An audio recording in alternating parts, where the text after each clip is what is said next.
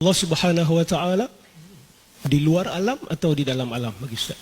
Allah di luar alam. Di luar alam. Ketika Allah Subhanahu wa taala nuzul dan di arah depan orang yang solat. Assalamualaikum Tuan Surya. Assalamualaikum warahmatullahi wabarakatuh. Tak tu. Sekejap. Okey. Assalamualaikum Kak Aya. Waalaikumsalam warahmatullahi wabarakatuh. Sekejap.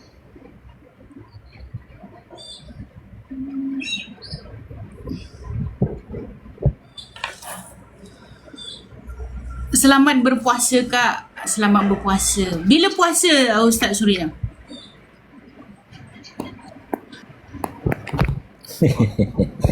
Saya Pasti. tidak apa ya.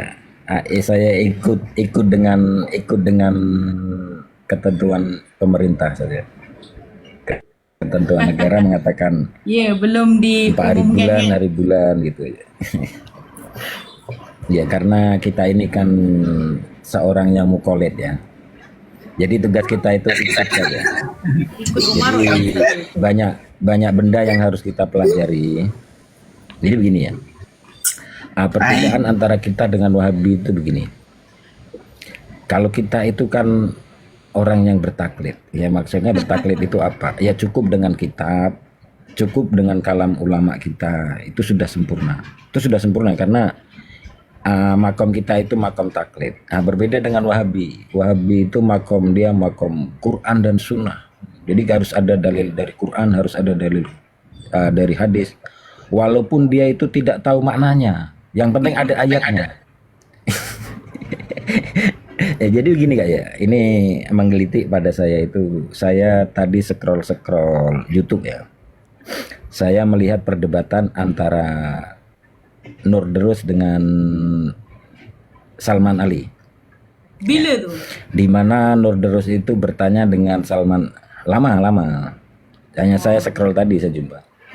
Nur Derus bertanya dengan Salman Ali, apakah Allah itu di dalam alam atau di luar alam? Itu pertanyaan dari Nur Derus. Lalu dengan yakinnya Salman Ali berkata bahwa Allah itu di luar alam. Ya, lah yang menjadi masalah pada kita itu kan begini ya, ahli bid'ah akidah itu mereka berkata sesuatu tanpa ada sandaran, baik dari Quran hadis ataupun dari kalam ulama ataupun dari para sahabat tabiin dan sebagainya. Lah yang sekarang saya tanyakan itu dari mana Salman Ali mendapat kata Allah di luar alam? Ya. Padahal beliau itu belajarnya di Qatar. Terkenal dengan di situ ada caption Raja Debat dari Qatar. Kenapa dia berani mengatakan Allah di luar alam? Ini referensinya mana ini? Mungkin Kak Aja pernah dapat atau di mana-mana atau siapa boleh bantu tolong ya. Atau nanti boleh sampaikan kepada Salman Ali. Itu tak ada. Referensi Allah di luar alam itu dia dapat dari mana ini? Bahkan kalau kita tengok. Tak ada ya? Kalau kita tengok dalam kitab kan Tuan Surya, dia pengkhianat kepada Al-Quran. Kenapa? Sebab Allah mengatakan, apa tahu berkenaan ini. Allah mengatakan di dalam surat apa tadi? Saya tengok. Sekejap tengok. Kalau berkenaan Allah ni kawan-kawan. Mana halaman berapa tadi? Saya baru je baca ni. Semana dia? Tapi tu rasanya diskusi lama kan Tuan Surya. Ya, saya pun pernah dengar sebelum ini. Iya, walaupun diskusi lama kan. Iya, tapi kan itu kan apa imbasnya sampai sekarang. Sampai sekarang. Pengajaran ya Ustaz. Jadi begini Pak ya. Apa yang dikatakan oleh Salman Ali yang digaung-gaungkan beliau Raja Debat oleh para pengikutnya, itu kan nanti memberi subhat kepada akidah pengikutnya. Kan gitu ya. Maka perlu kita reaction lah. Okey, tapi itu sebenarnya pengkhianatan tu kepada Al-Quran. Sebab Allah mengatakan apa? Falanakussanna alaihim bi'ilmin wa ma kunna wa'ibin. Jadi Allah tidak gaib. Maksudnya Allah di luar alam lah. Allah itu alam gaib. Tak ada. Allah mengatakan wa ma kunna wa'ibin. Jadi yang boleh menyatakan Allah itu tidak gaib, syaratnya apa? Syaratnya orang itu harus berilmu. Harus berilmu. Hanya dengan ilmu Allah itu, orang tersebut, hamba tersebut boleh make sure Allah mengatakan wa ma kunna minal ghaibin. Kita tidak gaib dalam surat Al-A'raf ayat 7 ke azab terlupa. Jadi siapa orang yang mengatakan Allah itu alam gaib lah, Allah itu di luar alam lah, Allah itu tidak ada di alam inilah, itu disanggah oleh Allah. Wa ma kunna minal ghaibin. Aku tidak gaib, dia kata. Okey? Iya. Teruskan untuk Ustaz Surya. Terus saya itu jumpa di kitab-kitab kecil ya, kitab-kitab kecil sarahan dari Syekh Nawawi Al-Bantani itu pada Mangdalla. wa qaimun honi wa wahidun wahid qadir muridun alimun bikulli syai'.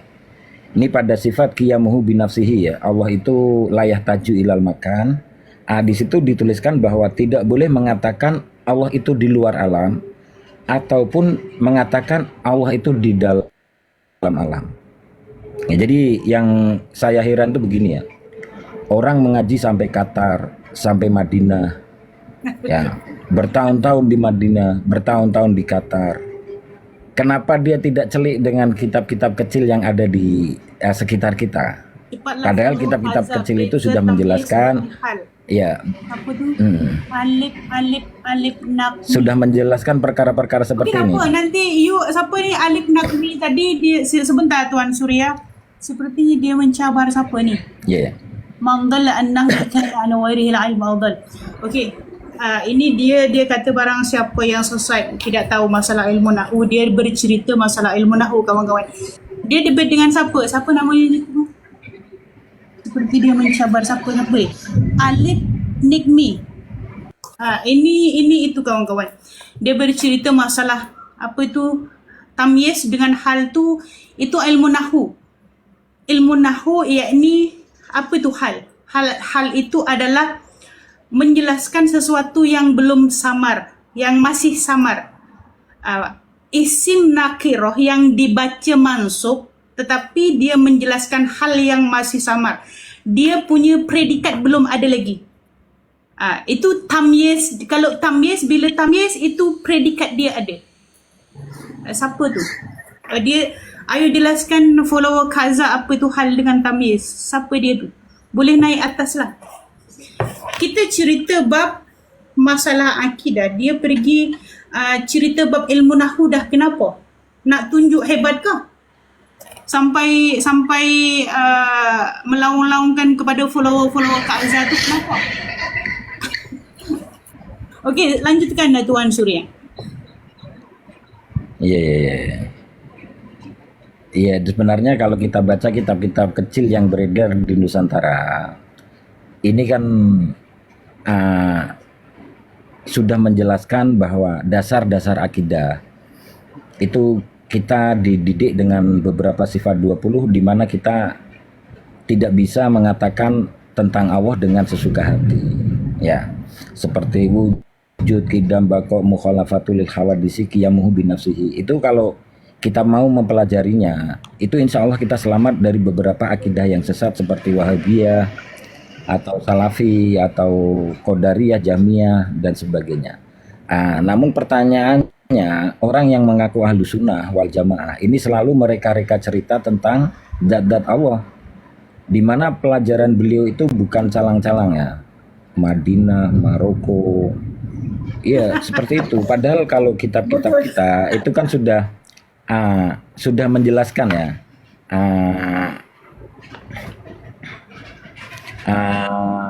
apa itu makan yaitu sesuatu tempat yang bisa diisi, apa itu ya. Jadi kalau Allah memerlukan makan, maka Allah itu tidak honiyun ya, kan gitu ya. Tidak qiyamuhu binafsihi, Betul. kan gitu ya. Betul. Jadi ya, tidak qiyamuhu binafsihi ya. Betul. Dan perlu digarisbawahi bahwa di Quran itu kan ada 2 ayat ya, apa itu, satu tafwid, mutasabihat dan muhkam. Yang perlu dipelajari ya bagaimana kita mensikapi ayat-ayat mutasyabihat dan mensikapi ayat-ayat yang muhkamat. Itu saja sebenarnya. Jadi kita itu sebenarnya kalau untuk akidah, ya ulama-ulama Nusantara itu tidak bisa diragukan lagi kehebatannya karena mereka sebelum penguasaan Wahabi, ulama-ulama yang menulis buku yang beredar di Indonesia, Malaysia, Thailand ini, mereka imam-imam haromen, imam-imam kota suci, kan? Betul kan? Bahkan Syekh Nawawi Al-Bantani itu beliau adalah termasuk Syekh kibar di sana, mufti Syekh juga. di sana, dia Haramain, betul, Syekh di sana. Nah, ini yang menjadi masalah nih. Sekarang orang-orang yang sekarang ini dia lupa bahwa satu ada. Dianggap ahli bid'ah oleh di sini. Iya kan? Ya itu. Tapi yang menganggap ahli bid'ah ini, padahal mereka ahli bid'ah sendiri karena mereka selalu sifat-sifat Allah dengan akal dia sendiri. Padahal ini sangat-sangat dilarang oleh agama kita. Ya termasuk kemarin yang pernah saya ceritakan itu.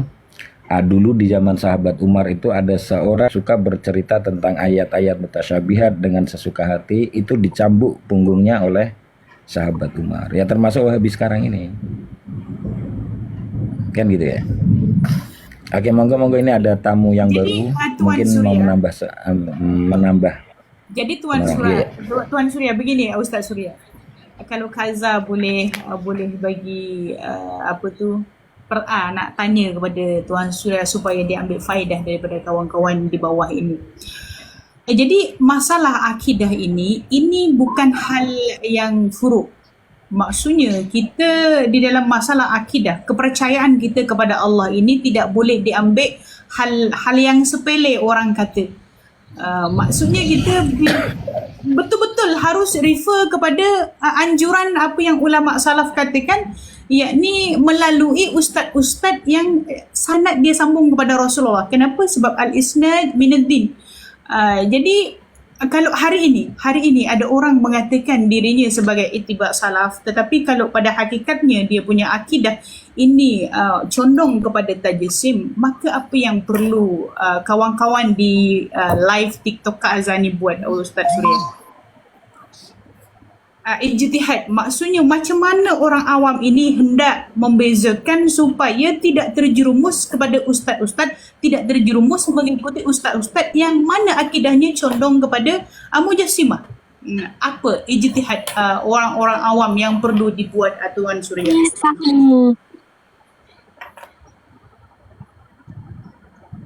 Tuan Surya tak ada. Okey, baik. Assalamualaikum Ustaz Ibnu Ismail. Assalamualaikum Ustaz. Ya Ustaz, Sail ataupun Mas'ul Ustaz ataupun Ustaz nak share ilmu, tafadhal Ustaz. Ya, teruskan dulu. Oke. Yang di bawah ini Kang Ustadz Syam mungkin ada penambahan? Bagaimana membendung akidah Wahabi supaya tidak merebak ke masyarakat? Assalamualaikum Ustaz Syamdan. Kalau tak ada nanti saya tambah. Ustaz nak Sail ataupun Mas'ul Ustaz ataupun Ustaz nak share ilmu, tafadhal Ustaz.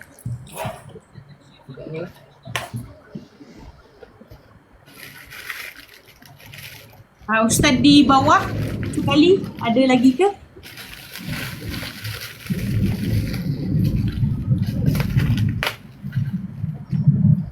Oke, begini ya Kak Yaya, untuk membendung akidah ajaran sesat, ya itu cukup mempelajari sifat 20. Ya. Namun perlu saya kabarkan bahwa firqah yang paling banyak berbohong itu siapa? Saya katakan adalah Salafi Wahabi. Mereka ke barat berkata qala Allah qala Rasul, tapi muradnya lari. Mereka ke utara kata qala Allah qala Rasul, tapi muradnya lari. Betul, ini Ustaz. Ayatnya benar. Betul. Ayat yang dibacakan itu betul, tapi kesalahfahaman sebenarnya. Tapi murad yang disampaikan untuk ayat itu salah. Iya. Iya, Ustaz Surya begini. Kesalahfahaman ini yang sampai kepada orang awam sebenarnya di side ini. Depa, orang awam ini dia hanya bergantung kepada asal depa ini menyampaikan ayat Al-Quran, menyampaikan hadis yang sahih, awam-awam ini tidak peduli pembahasan ataupun syarahan daripada ayat, syarahan daripada hadis itu sesuai tak dengan ulama salaf. Orang awam tidak tengok itu. Yang penting dia bawa satu ayat Al-Quran, bawa hadis yang sahih, walaupun dengan maksud yang berbeza daripada ulama salaf, maka menurut orang awam hari ini dialah yang paling berdalil. Ini salah kawan-kawan. Ini salah. Tafaqquh fid din. Yang dianjurkan oleh Rasulullah, tafaqquh fid din. That's why Rasulullah ini mendoakan Ibn Abbas, Allahumma faqihhu fid din. Ketika Rasulullah memuji sahabat Muaz, ini tafaqquh fid din. Maksudnya tafaqquh fid din itu maksudnya apa? Dia memahami daripada ayat tersebut, dia punya syarahannya sesuai dengan apa yang diajar oleh Rasulullah, bukan based on opinion pribadi. Kalau hari ini yang dikatakan kenapa mereka dicondong kepada Mujassimah, sebab mereka syarah ayat tersebut ataupun hadis itu based on pandangan pribadi, dan dia mendinai daripada pandangan ulama salaf yang seharusnya kita ikuti. Begitu, bukan ayatnya yang salah, bukan hadisnya yang salah, tetapi pemahamannya kepada hadis itu disampaikan kepada orang awam dengan maksud yang berbeza berbanding yang disampaikan oleh Rasulullah. Ini hari ini yang terjadi. Jadi Iya, betul lah. Ini saya bagi bukti ya. Saya bagi bukti kayaknya. Di tempat romnya The Web dan rom lain-lain Wahabi itu kan selalu mengatakan bahwa dilarang membaca Quran di kuburan. Kita tanya dalilnya apa? Wala taj'alu buyutakum kal makobir. Kan ini kan dalilnya betul. Tapi muradnya salah. Penempatan dalilnya itu salah. Ini bukan setakat itu saja, banyak kayak ya, banyak sebenarnya. Jangan jadikan rumahmu seperti kuburan. Tapi mafhum itu oleh mereka dipahami bahwa jangan membaca Quran di kuburan. Ini kan tidak sinkron. Dia melarang orang membaca Al-Quran di kuburan, tetapi bawa hadis la taj'alu buyutakum buyutikum seperti kuburan yang itu. Kalma kobir. Yang sungguh nih. Oh sungguh nih. Secara harfiah, secara matan pun jauh. Secara matan. Dan kita itu ada tradisi seperti ini kayak. Kita itu diwarisi ada 4 imam madhab, di mana mereka itu ada perbedaan yang ketara sekali antara Imam Maliki, Hanafi, Syafi'i dan Hambali. Mereka tidak pernah bermasalahkan. Itu tandanya kita itu memang akan terus ada khilafiyahnya, tapi di segi furo bukan di segi usul. Lah sekarang ini yang menjadi masalah, tahlil itu diperangi oleh Wahabi seakan-akan memerangi hal yang mungkar. Padahal orang aswaja itu bertahlil ada dalil, kan gitu ya. Dan kita itu tidak boleh memerangi sesuatu yang ikhtilaf, karena ikhtilaf ini akan ada sampai yaumul qiyamah, kan? Kita boleh tahu bahwa pernahkah Imam Hambali merut Imam Hanafi, Imam Syafi'i atau Imam Maliki? Tidak pernah. Padahal mereka berbeda, kan seperti itu ya. Tapi di Wahabi perbedaan ini dianggap satu yang yang harus diperangi, seakan-akan orang itu sudah terjatuh kepada kekafiran, gitu ya.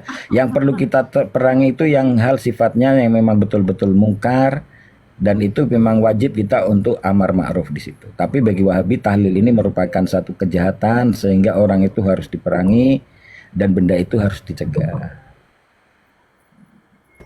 Itulah dia orang kata salah kaprah dia orang Ustaz Surya. Dia orang salah kaprah. Dia meletakkan sesuatu yang bukan tempatnya. Sebab itu jadi haru biru dunia ini dibuat.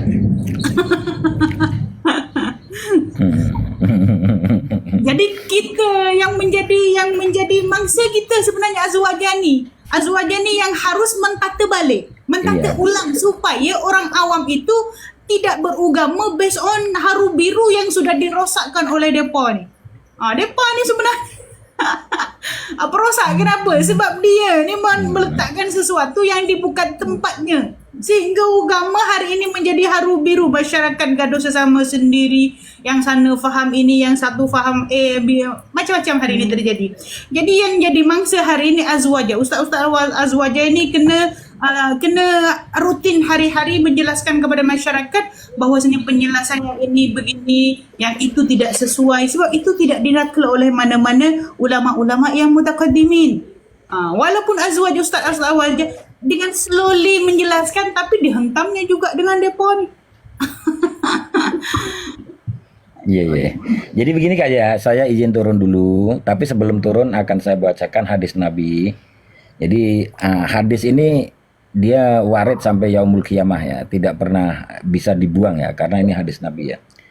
Wa qala Rasulullah sallallahu alaihi wasallam, Allahumma antal awalu falaisa qablaka syai' wa antal akhiru falaisa ba'daka syai' wa antal dhahiru falaisa fawqaka syai' wa antal batinu falaisa dunaka syai'. Jadi yang dikehendaki dari hadis ini selain kita berdoa, di sini ialah istadulu ba'du ashabina bihadzal hadisi ala nafil makan.